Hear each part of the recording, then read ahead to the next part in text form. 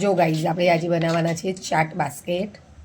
તો તમે પણ જોઈ શકો છો મેં ચાટ બાસ્કેટ રેડીમેડ લાવ્યા હતા અને અહીંયા ગાડી બધા ચાટ બાસ્કેટ હું મૂકી દઉં છું. જો ગાઈઝ તમે જોઈ શકશો મારું ચાટ બાસ્કેટ. પછી આપણે અહીંયા બનાવવાના છીએ. જો ગાઈઝ 7 બાસ્કેટ આવ્યા છે એની અંદર. પછી અંદર આપણે એડ કરવાના છે ટામેટા એડ કરી નાખીએ. પહેલાં અંદર ટામેટા એડ કરીએ. ટામેટા તમે જેટલી રીતે ખાતા હો, ટામેટા ડુંગળી એ બધું નાખી શકાય છે ગાઈઝ ચાટ બાસ્કેટની અંદર. ટામેટા એડ કરી નાખ્યા છે. પછી આપણે એડ કરવાના છે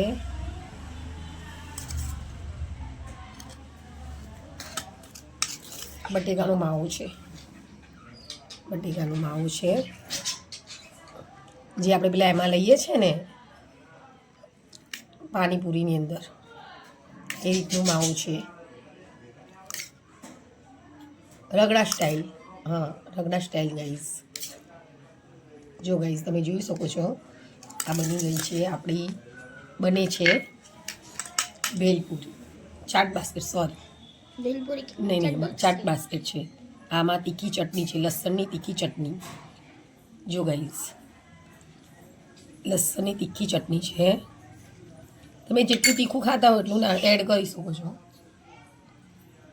પછી લીલી ચટણી છે, ફુદીનાની ચટણી છે.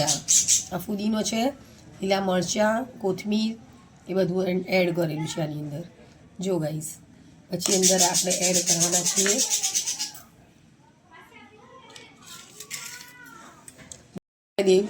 અમારે દેવરાજને દહીં ભાવે છે. મમ્મી દહીં એડ કરીને કે તો આપણે દહીં પણ એડ કર્યું છે, ગળ્યું દહીં. તમે કઈ રીતે ખાઓ છો એની પર ડિપેન્ડ છે. જેટલું ચાટ બાસ્કેટની અંદર એડ કરવું એટલું કરી શકાય. ડુંગળી પણ એડ કરી શકાય છે, પણ આની અંદર મેં ડુંગળી એડ કરી નથી. દાડમના દાણા પણ એડ કરી શકો ગાઈઝ તમે. જો આ મેં પછી આ મીઠી ચટણી લઈશું ગાઈઝ. હવે આપણે આની અંદર મીઠી ચટણી એડ કરી છે. જો ગાઈઝ આ મીઠી ચટણી છે. પછી અંદર આ મીઠી ચટણી બધાની અંદર એડ કરી નાખીએ. પછી મસ્ત અહીં આપણે અંદર સેવ વપરાઈ દઈએ.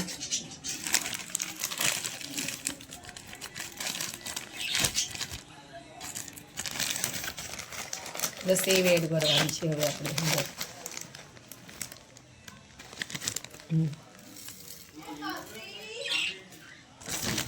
ગાઈસ તમને મારો વિડીયો સારો લાગે તો શેર, લાઈક, સબસ્ક્રાઈબર કરજો પ્લીઝ.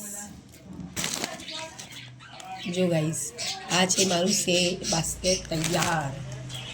તમને પણ કેવું લાગ્યું કમેન્ટ બોક્સમાં કમેન્ટ કરજો પ્લીઝ ગાઈસ. હાય ગાઈસ, જો આ મારી ચાટ બાસ્કેટ રેડી થઈ ગઈ છે. જો ગાઈસ કેવી બની છે પ્લીઝ કમેન્ટ કરજો. અને અંદર જે ગ્રીન ચટણી બનાવી છે, રેડ ચટણી બનાવી છે, મીઠી ચટણી બનાવી છે, એ બધું જ મેં ઘરે બનાવ્યું છે ગાઈઝ. તો પ્લીઝ તમે કમેન્ટ કરજો કે કેવી બની છે. આ તો મારી ચાટ બાસ્કેટ રેડી થઈ ગઈ છે. જો દેવરાજ.